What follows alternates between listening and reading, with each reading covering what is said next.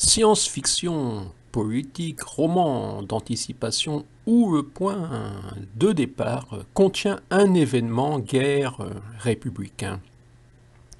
Quelques semaines après avoir été consacré député d'année, mon député m'écrivait « Vos affaires locales ne me concernent en rien !» J'ai peut-être pas l'accent de mon cuc.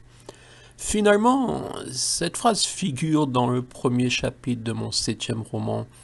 Elle constitue un élément de la personnalité d'un sinistre politicard. Naturellement, dans un roman, surtout se situant un millénaire plus tard, un personnage majeur ne se réduit pas à une citation de notre microcosme lotois. Car, en l'an 3052, pour comprendre la guerre du pouvoir, l'ultime combat, il faut recueillir les bribes de savoir du passé de la France. Vous êtes-vous déjà demandé ce qui adviendrait de la planète si l'électricité disparaissait?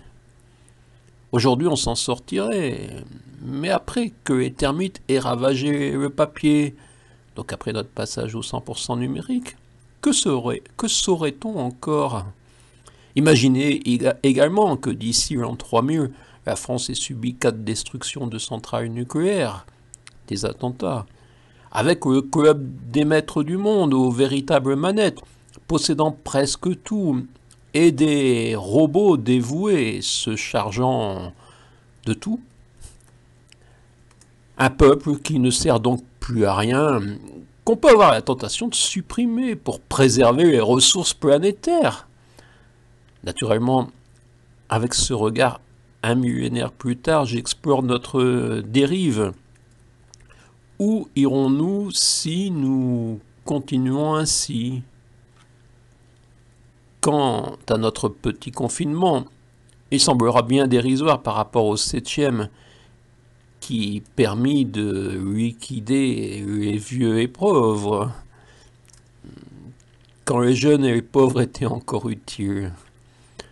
Après l'énergie anti-électrique, mon 7e roman, il participe au concours Amazon Plume francophone 2020. Et 3 semaines après sa sortie, il est toujours invisible. Mais ce n'est pas surprenant.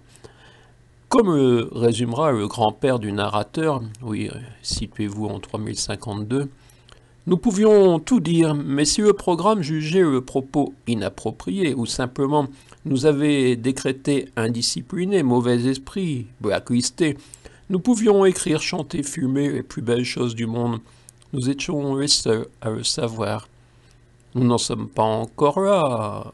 Vous avez pu découvrir cette vidéo, mais je ne suis pas certain que vous soyez nombreux.